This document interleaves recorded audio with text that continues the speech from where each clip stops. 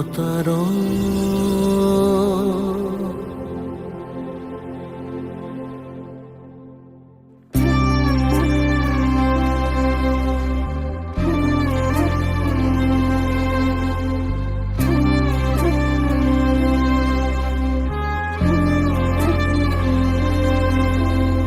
প্ৰাণৰ কাতৰ তোমাৰ চৰণ যাতনা যি যত আমাৰ জীৱন অকালৰ আঘাতে ঘূণীয়া কৰিলে কৃপা কৰা প্ৰভু শৰণে ললো আমি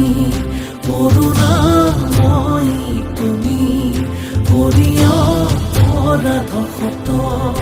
গাই হৰি নাম জন শৰণে ললো আমি কৰোণাময়ী তুমি কৰিয় অপৰাধ শত গাই হৰি নাম জন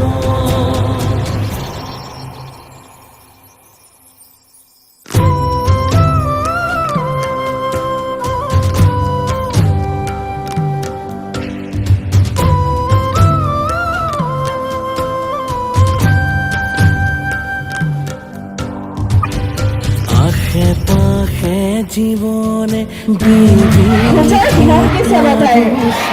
ৰাতি বোলো ছোৱালী মানুহ বাহিৰলৈ নাযায় ক'ত কথা শুনিব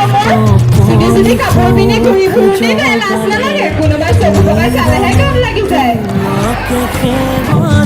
নিজৰ ভৰিত নিজে কোঠাৰ মাৰি আনক দেখিবলৈ লাজ নকৰাই তহঁতৰ চৰিত্ৰহীন কাৰোবাৰ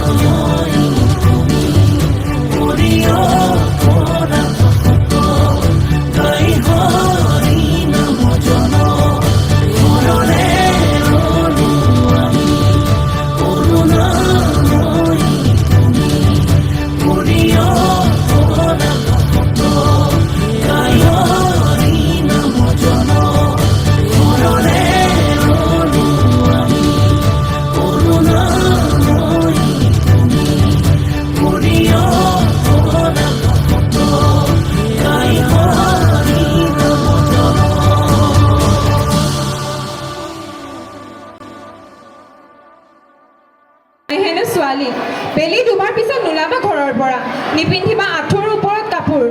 ছোৱালীয়ে হেনো ডাঙৰকৈ কথা নকয় মুখে মুখে যুক্তি নিদিয়ে ছোৱালীয়ে মই হেনো ছোৱালী তৰা ভৰে ৰাতিৰ আকাশখন চাব খোজো নিৰৱে অকলে মুকলিকৈ হাঁহি হাঁহি বন্ধুৰ সৈতে কটাব খোজো সময় নম্বৰ হৈ অযুক্তিবোৰ নোৱাৰো মানিব পাহাৰত বগাব খোজো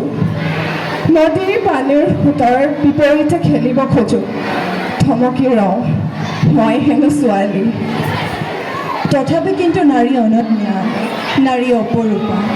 নাৰী বিধাতাৰ অপূৰ্ব সৃষ্টি আৰু মই এজনী ছোৱালী বুলি বুকু ডাঠি কোৱাৰ সাহস মোৰো আছে আৰু মই আজি এই ন্যায়বিহীন সমাজত নিজৰ ন্যায়ৰ কাৰণে যুঁজাৰ প্ৰয়োজন বোধে বৰ সোঁৱৰাই যে ময়ো মানো মই আত্মবিশ্বাস আৰু দৃঢ়তাৰে গঢ়া এটি কোমল প্ৰাণ আৰু মই এজনী ছোৱালী ধন্যবাদ ন্যায় মানেনো কি সুৰক্ষা মানেনো কি সমাজ মানেনো কি মানুহ মানেনো কি ধন্যবাদ